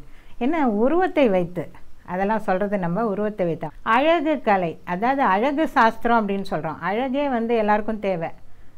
யாராவது அழகாக இருக்க மாட்டேங்க, நான் இப்படியே இருந்துக்கிறேங்க அப்படின்னு யாராவது சொல்லுவாங்களா? எந்த வயதாக இருந்தாலும், குழந்தைங்களாக இருந்தாலும் அழகு பண்ணி பார்ப்போம். ஃபஸ்ட்டு நான் இப்போ சொல்ல போகிறது கண்களை பற்றி. கண்கள் தாங்க முதல்ல இப்போ ஒருத்தரை பார்க்குறோன்னு வைங்களேன், என்ன சொல்கிறோம், அந்த கண்ணை பாருப்பா, ஐயோ பார்வையே ஒரு மாதிரியாக இருக்குது அப்படின்றோம் இல்லையா? அந்த பார்வை, கண்ணை தான் முதல்ல பார்க்குறோம். ஒருத்தரை பார்த்தப்போ அவங்க வாயை பார்க்குறோம், அவங்க மூக்கையா பார்க்குறோம், நெத்தியா பார்க்குறோம், தலையா பார்க்குறோம், இல்லையே கண்ணை தான் பார்க்குறோம். அட சார் நல்லா இருக்கீங்களா சார் அப்படின்னு அவங்க கண்ணை பார்த்து கேட்குறோம். அம்மா நல்லா இருக்கியாம்மா, பிள்ளைங்களாம் சௌக்கியமாக இருக்காங்களா, கண்ணை பார்த்து கேட்குறோம். எதற்காக அந்த கண்கள்னா, கண்கள் வந்து கவி பாடும், கண்கள் கதை பேசும், கண்கள் காவியமெல்லாம் படைக்கும். ஆமாங்க, அந்த கண்களுக்கு அவ்வளோ பவர் இருக்குது. மனதின் மொழி கண்களின் வழியாக வெளிப்படுகிறது. அந்த 2 மொழிகளும் ஒன்றா இருந்து ஒருத்தருக்கு ஒருத்தர் புரிஞ்சிடுச்சுன்னு வைங்க, அது பெரிய விவகாரம் ஆகிடுதுங்க. நிறைய கதைகளே இன்றைக்கி அதுதான். நிறைய சினிமா ஓடுது, நிறைய சீரியல் ஓடுது, எல்லாமே இந்த கண்களின் பாஷைகளால் தான் வச்சுக்கோங்க. ஆனால் அது தேவை. இந்த அழகு சாஸ்திரத்தில் கண் என்ன சொல்லுது அப்படி பார்க்கும் பொழுது, கண் வந்து பெரிய கண்ணாக, கண் வந்து அகலமாக பெரிய கண்ணாக இருந்ததுன்னா அந்த பெண் வந்து அதிர்ஷ்டக்காரியாக இருப்பாளாங்க. என்ன பையங்கள்லாம் யோசிக்கிறீங்களா? கண் பெரிய கண்ணாக இருக்குதா நம்ம ஆளுக்கு அப்படின்னு யோசிக்கிறீங்களா? உங்கள் பொண்ணு நீங்கள் உடனே அவங்க அப்பா பார்க்குறாங்க, நம்ம பொண்ணு கண் பெருசாக இருக்கா பாருப்பா, பாரு பாரு பாரு, அந்த பக்கம் போய் பாரு. அட கண்ணை திறப்பில்ல, என்ன பிள்ளை நீ, கண் பெருசாக இருந்தால் நல்லா அதிர்ஷ்டம், நல்ல மாப்பிள்ளையே வர வேணாமா அப்படின்னு சொல்லிட்டு அப்பாங்கெல்லாம் போய் கேட்குறாங்க. கண் பெரிதாக இருந்தால் அந்த பெண் வாழ்க்கைப்படக்கூடிய இடம் ரொம்ப பெரிய இடத்துல மாப்பிள்ளை வருவான். எங்கே போனாலும் அதிர்ஷ்டங்க. கண் பெரியதாக அகலமான விழிகள் இருக்கணும். அதுக்குன்னு கோழி முட்டை மாதிரி இவ்வளோ பெரிய கண்ணுன்னு சொல்லலை. கண் வந்து அகலமாக இருக்க வேண்டும், விழிகள் வந்து பெரிதாக நல்ல அழகாக இருக்கணும் அந்த கண். அப்படி இருக்க பெண் வந்து சாதாரணமாக இந்த அழகு கலை, அதாவது சாமுத்திரிகா சாஸ்திரப்படி எப்படின்னா, இந்த சாஸ்திரப்படி தான் அந்த காலத்தில் வந்து அழகாக சிலையெல்லாம் வடிப்பாங்களாம். ஓவியங்கள்லாம் வரையும் பொழுது அந்த காலத்தில் மகாலட்சுமி மாதிரி இருக்காப்பா பொண்ணு பார்த்தா. மகாலட்சுமி யாராவது போய் பார்த்துருக்கீங்களா? மகாலட்சுமின்னு ஒரு பொண்ணை வேணால் பார்த்துருக்கலாம். மகாலட்சுமி என்ற உருவத்தை அம்பாளை வரையும் பொழுதோ, மகாலட்சுமி வரையும் பொழுதோ, பொண்ணு சரஸ்வதி மாதிரி கலைவாணி மாதிரி இருக்காப்பா அப்படின்னு சொல்கிறோம். அந்த மாதிரி வரையும் பொழுதே அந்த சாமுத்திரிகா லட்சணத்துக்கு என்னெல்லாம் அங்க அடையாளங்கள் வேணுமோ அதை வச்சு தான் அந்த ஓவியர் வரைகிறாரு. அதனால தான் அந்த மகாலட்சுமி அவ்வளோ அழகாக இருக்காங்க, அந்த சரஸ்வதி தேவி வந்து அவ்வளோ அழகாக இருக்காங்க. அந்த மாதிரி வந்து உருவம் எல்லாமே இறைவன் வந்து மனிதனுக்கு கொடுத்துருக்காங்க. சில பெண்களை பார்ப்போம், அடேங்கப்பா என்ன அழகாக இருக்கா அப்படின்னு பெண்களை பார்த்து வியந்து போகிறது உண்டு. அப்படி இருக்கும் பொழுது இந்த கண்களில் பெரிய கண்கள் இருக்கிற பெண்கள் வந்து அதிர்ஷ்டசாலியாக இருப்பார்கள். மருண்ட விழிகள் அப்படின்னு வந்து சொல்லும் பொழுது அந்த அழகான விழிகள் ஒரு மருட்சியோடு, அதாவது இன்னசென்ட் லுக் அப்படின்வாங்க இங்கிலீஷில், ஒரு இன்னசென்ட் லுக்குப்பா அவளுக்கு. அந்த மருண்ட விழிகள் கொண்ட பெண்கள் வந்து கணவன் என்ன சொன்னாலும் அதற்கு ஒத்துழைப்பார்களாம். அம்மா எங்கள் அம்மா வந்துட்டாங்க ஊர்லேருந்து, அவங்களுக்கு நல்லா சமைச்சு போடுன்னா, சரிங்க அத்தை தானேங்க, அத்தைக்கு என்ன கேட்டாலும் நான் செஞ்சு போடுறேங்க அப்படின்னு சொல்லுவாங்க. என் தங்கச்சி ஒரு 2 மாதம் அவள் வீட்டில் கொஞ்சம் கஷ்டமாக பிள்ளைங்களோட இங்கே வந்து இருக்கிறேன்னு சொல்லியிருக்கா. அப்படிங்களா, சரிங்க பரவாயில்லைங்க, அவங்கள எதுவும் வேண்டாங்க, ஒரு ரூம் ஒழிச்சு கொடுத்துட்றேன், அவங்க தனியாக இருந்துக்கிட்டுங்க, எல்லாம் நான் பார்த்துக்குறேங்க அப்படின்னு சொல்லக்கூடிய, கணவன் என்ன சொன்னாலும் அதை அனுசரித்து போகக்கூடிய மனைவியாக இருந்தால் என்னங்க, எத்தனை காலம் வேணாலும் சந்தோஷமாக அந்த கணவன் தன்னுடைய தொழிலை பார்க்கலாம், வியாபாரத்தை விருத்தி செய்யலாம், படிக்கலாம், கல்வியில் வெளிநாட்டுக்கு போகலாம், எப்படி வேணால் இருக்கலாம். ஏன்னா மனைவியாகப்பட்டவள் தனக்கு அனுசரணையாக, அதாவது துன்பம் நேர்கையில் யாழெடுத்து நீ இன்பம் சேர்க்க மாட்டாயா இல்லைங்களா.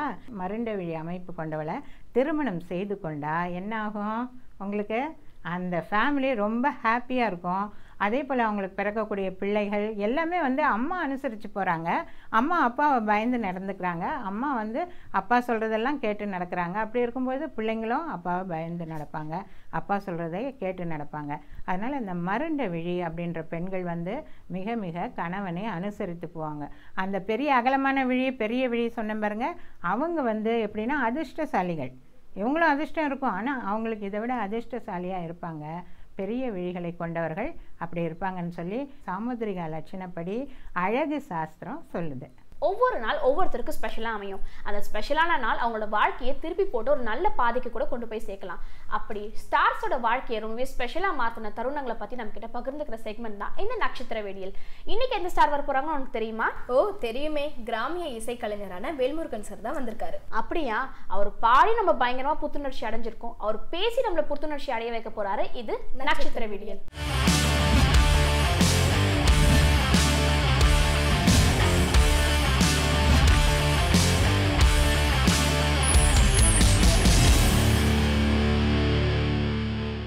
வேந்த தொலைக்காட்சி நேயர்கள் அனைவருக்கும் வணக்கம்.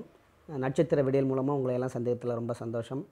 நான் நட்சத்திரமாக ஆனதுக்கு மக்களுக்கு எல்லாம் தெரிஞ்சதுக்கு காரணம் வந்து ஜேம்ஸ் வசந்தன் சார் அவர்கள் தான். சென்னையில் அடையாரில் இசைக்கல்லூரியில் அப்புறம் சேர்ந்தேன். நண்பர்கள் மூலமாக வந்து சேர்ந்து அதுக்கப்புறம் அதேமாரி ஹாஸ்டலில் 1 வருஷம் தங்கி முயற்சி பண்ணி மாலை நேரத்தில் வேலைக்கு போயிட்டு, ஏன்னா முதல்ல பத்திரிகையில் தான் நான் வேலைக்கு போனேன். அந்த பத்திரிகை ஆசிரியர் மூலமாக ஒவ்வொருத்தவங்களும் நட்பு கிடைச்சாங்க, கவிஞர்கள்லேருந்து டைரக்டர்லேருந்து கிடைச்சாங்க. இருந்தாலும் நான் அவ்வளோ சீக்கிரம் வாய்ப்பு எனக்கு கிடைக்கல.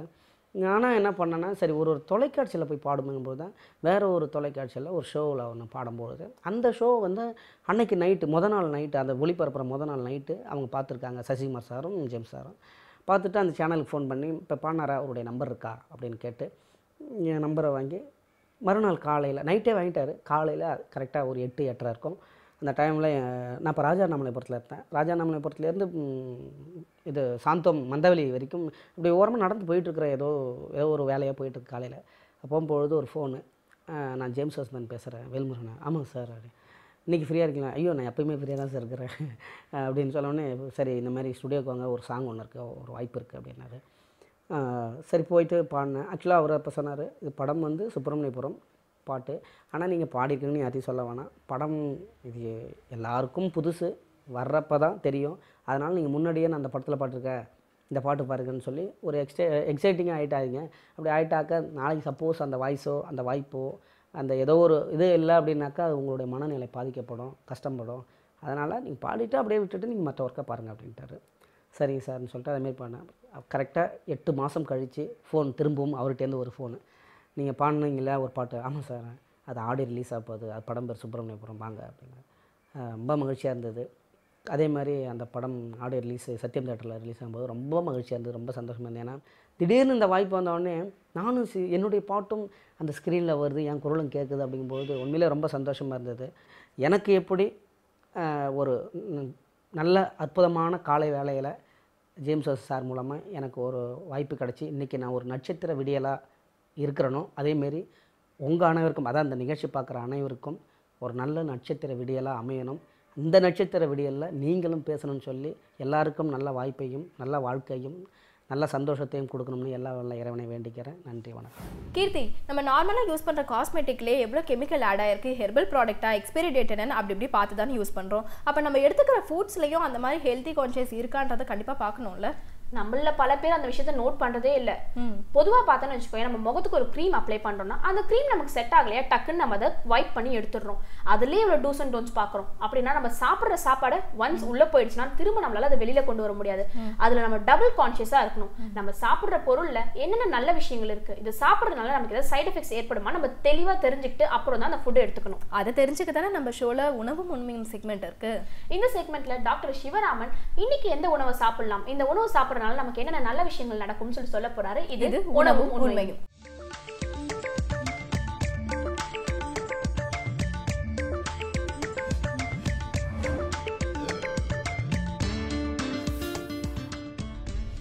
வணக்கம். வேந்த டிவி நேயர்களுக்கு காலை வணக்கங்கள்.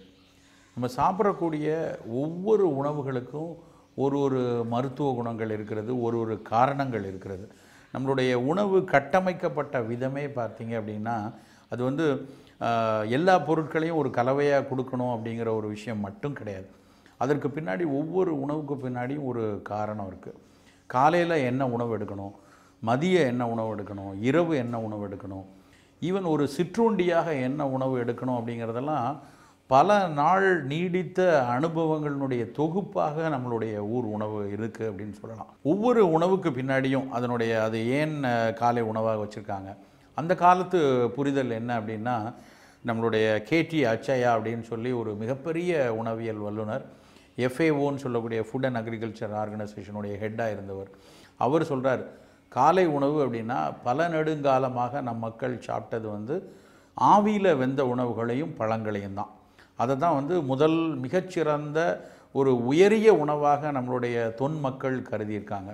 ரொம்ப ஆச்சரியமான ஒரு விஷயம் என்னென்னா, இன்றைக்கு நவீன அறிவியல் தரவுகள், இன்றைக்கு இருக்கக்கூடிய மக்கள் சொல்லக்கூடியதும் உணவியல் வல்லுநர்கள் சொல்லக்கூடியதும், காலை உணவு ரொம்ப ஸ்டீம் குக்டு ஃபுட்டாக எடுங்க, மிகச்சிறந்த உணவாக்கல் முறையே ஸ்டீம் குக்கிங் தான், ஃப்ரையிங்கோ டீப் ஃப்ரையிங்கோ விட ஸ்டீம் குக்கிங் தான் மிகச்சிறந்தது. அந்த உணவினுடைய இயல்பான தன்மைகள் எதுவும் பாதிக்காத அளவில் உணவினுடைய மருத்துவ குணங்கள் முழுமையாக வரணும் அப்படின்னா அது வந்து ஸ்டீம் குக்கிங்கில் தான் இருக்கணும். அதில் செஞ்ச உணவை தான் காலையில் எடுக்கணும் அப்படின்னு சொல்லியிருக்காங்க.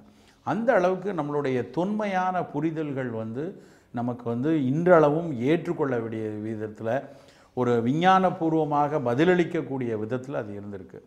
அப்படி ஒரு விஷயம்தான் வந்து நம்ம நெடுங்காலமாக சாப்பிட்டு வந்த ஒரு மிகச்சிறந்த உணவு வந்து இன்றைக்கி நம்ம பேச போகிறோம். அந்த உணவு வந்து மோர்.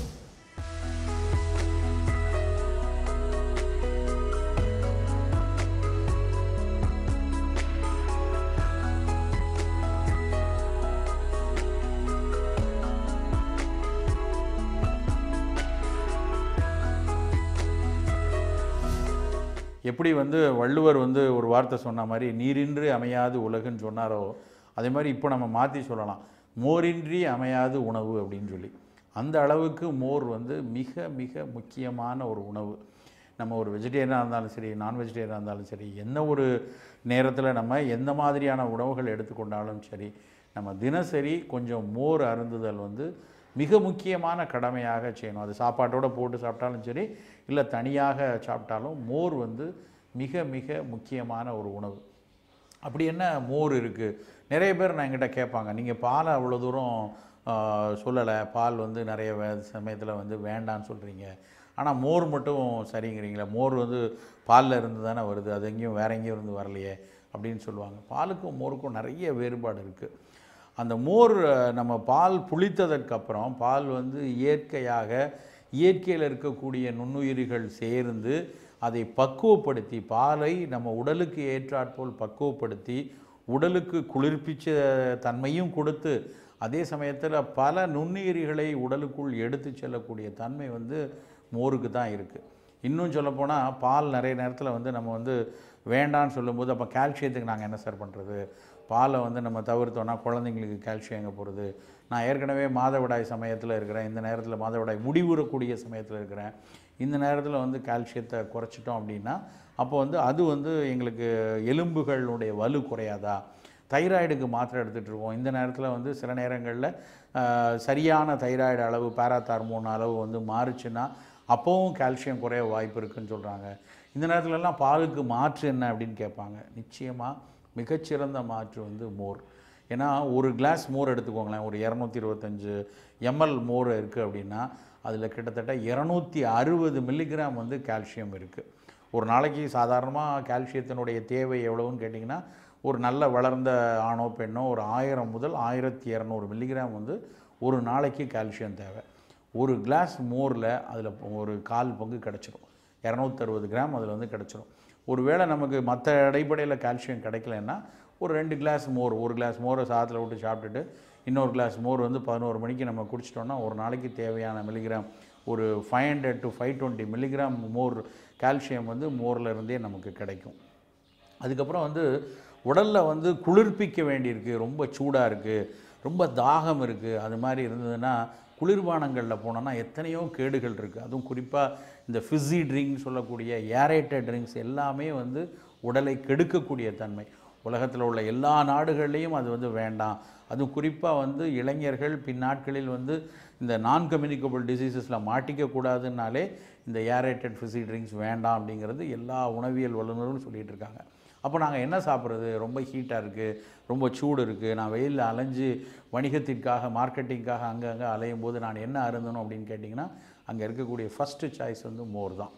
மோர் வந்து உடலை குளிர்ப்பிக்கிறதோட கூடுதலாக ப்ரோபயாட்டிக்ஸ் நமக்கு கொடுக்குது. ப்ரோபயாட்டிக்ஸ் அப்படின்னா என்னென்னா உடலுக்கு நல்லது செய்யக்கூடிய நுண்ணுயிர்களை தரக்கூடிய தன்மை வந்து அந்த அந்த மோரில் தான் இருக்குது. லாக்டோபசில்னு சொல்லக்கூடிய நுண்ணுயிரியை இந்த மோரில் நம்ம தினம் எடுத்துக்க குடலில் நமக்கு சீரணத்தன்மை நல்லாயிருக்கும்.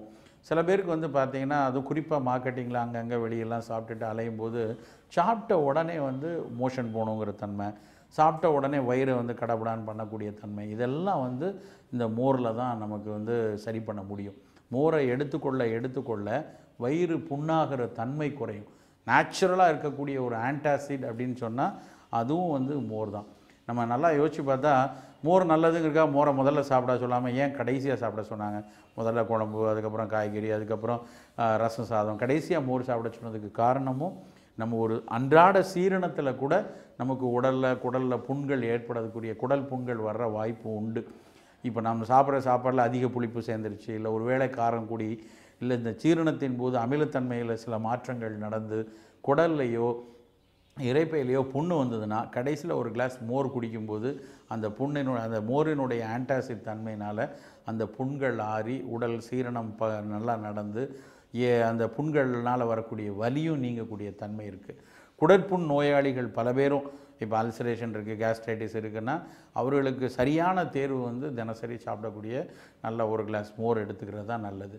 குழந்தைகள் நல்லா ரொம்ப பியூனியாக இருக்காங்க, ரொம்ப மெலிந்து இருக்காங்கன்னா அவர்களுக்கு நல்லா தயிர் சோறு கொடுக்கலாம். அந்த தயிர் சோறில் வந்து மாவடு கிடைக்கக்கூடிய பருவங்களில் மாவடு சேர்த்து கொடுத்தோன்னா பசியும் தூண்டும், குழந்தைகளுக்கு கொஞ்சம் எடை கூடும். அதே சமயத்தில் எடையை குறைக்கணும்னு நினச்சாலும் நம்ம தயிர் சோறை வந்து தவிர்த்து கொள்ளணும். மோர் வந்து அதிகமாக எடுத்துக்கிட்டு தயிரை வந்து பயன்படுத்துகிறத நிறுத்தணும். பெண்களுக்கு மாதவிடாய் காலங்களில் நம்ம நிறைய இரும்பு சத்து குறைவு இருக்குது, கால்சியம் சத்து குறையும். அவர்களுக்கு மிகச்சிறந்த உணவு அப்படின்னா நல்ல இந்த மோர் சேர்த்து சமைக்கக்கூடிய கம்பங்கூழ் தான். கம்பங்கூழ் நல்ல கம்பை வந்து வேக வச்சு நல்ல கம்பங்கூழை வந்து நம்ம வந்து அதில் மோர் விட்டு சின்ன வெங்காயம் விட்டு நம்ம எடுத்தோம் அப்படின்னா அது வந்து இரும்பு சத்தையும் கொடுக்கும், நல்ல உடலை குளிர்ப்பிக்கும், கால்சியம் தன்மை நிறைய கிடைக்கும். அதுக்கு தொட்டுக்கிறக்கூடிய வெங்காயத்தின் மூலமாக நிறைய ஃபினாலிக் காம்பவுண்ட்ஸ் வரும். அந்த அளவுக்கு மோரை வந்து கம்பங்கூழோடு சேர்த்து கொடுக்கும் பொழுது அதுவும் நல்ல கூடுதல் பயனை கொடுக்கக்கூடியது. அந்த அளவில் எல்லா வயதினருக்கும் ஏற்ற ஒரு உணவு எல்லா காலங்களையும் எடுக்கும். நிறைய பேர் சொல்லுவாங்க மழை இருக்குது, இல்லை குளிர்ச்சியாக இருக்குது, மோர் எடுக்கக்கூடாது, மோர் எடுத்தால் சளி பிடிச்சிக்கணும் அப்படிங்கிறதெல்லாம் கிடையாது. ஆக்சுவலாக அது வந்து ஒரு திராட்சை பழம் கொடுக்கக்கூடிய குளிர்ச்சியவோ இல்லைன்னா ஒரு கமலாரஞ்சு குடிக்கக்கூடிய குளிர்ச்சியவோ மோர் தராது. அப்படியே ஒருவேளை கொஞ்சம் கபத்தன்மை உடலில் இருந்தால் துளி மிளகுத்தூளோ இல்லைனா கொஞ்சம் வந்து பெருங்காயமோ கொஞ்சம் ஏதாவது ஒரு கார்பனேட்டிவ், சில பேர் வந்து இந்துப்பு போடுவாங்க, சில பேர் வந்து பிளாக் சால்ட் போட்டு குடிப்பாங்க, வடநாட்டினர்லாம் மோரில் கொஞ்சம் பிளாக் சால்ட் போட்டு குடிப்பாங்க. அந்த மாதிரி எடுக்கும் பொழுது அந்த கபத்தன்மையும் அதில் அந்த மோர்னால் ஏற்படக்கூடிய கபத்தன்மையும் நல்லா குறைய ஆரம்பிக்கும். ஸோ மொத்தத்தில் மோர் வந்து நம்ம என்றைக்குமே தவிர்க்கக்கூடாத ஒரு மிகச்சிறந்த உணவு. ஒரு சித்த மருத்துவத்தில் ஒரு சொற்றொடை சொல்லுவாங்க, நீர் சுருக்கி மோர் பெருக்கி நெய் உருக்கி உண்பார்தம் பேருரைக்கில் போமே பிணி அப்படின்ட்டு. அதாவது நீரை சுருக்கணும், நீரை வந்து நல்லா கொதிக்க வச்சு ஆற வச்சுக்கணும். அது மாதிரி நீர் சுருக்கி இல்லை நீர் கருக்கின்னு சொல்லுவாங்க. மோர் பெருக்கி, மோரை வந்து நல்லா பெருக்கணும், தயிர் மாதிரி கட்டியாக எடுக்கக்கூடாது. தயிர் வந்து அவ்வளோ தூரம் நல்லதில்லை. சில பேர் கேட்பாங்க தயிரும் மோரும் ஒன்று தானே, தயிர் சாப்பிட்டுக்கலாமேன்ட்டு. தயிர் கொஞ்சம் உடல் எடையை கூட்டக்கூடியது, உடலுக்கு சீரணத்தை மந்தத்தன்மையை கொடுக்கக்கூடியது. அதனால தான் தயிரை நல்லா மோர் மாதிரி நிறைய தண்ணீர் விட்டு கடைஞ்சி தோய்ச்சி எடுத்து அந்த மோரை நம்ம வந்து எடுத்துக்கிட்டோம் அப்படின்னா அது வந்து மோர் பெருக்கி உண்பார்தம். இது சாப்பிட்றவங்களுடைய பேரை சொன்னாலே நோய் வராது அப்படிங்கிறது தான் அன்றைக்கு வந்து நோய் அணுகா விதியாக சொல்லப்பட்ட ஒரு மிகப்பெரிய விஷயம். ஸோ ஒட்டு மொத்தத்தில் மோர்கிறது நான் முதலே சொன்ன மாதிரி எப்படி நீரின்றி அமையாது உலகோ அது மாதிரி மோரின்றி அமையாது ஒரு நல்லுணவு அப்படின்னு சொல்லலாம். ஸோ அன்றாடம் நம்ம வந்து மோர் சாப்பிடுவோம்.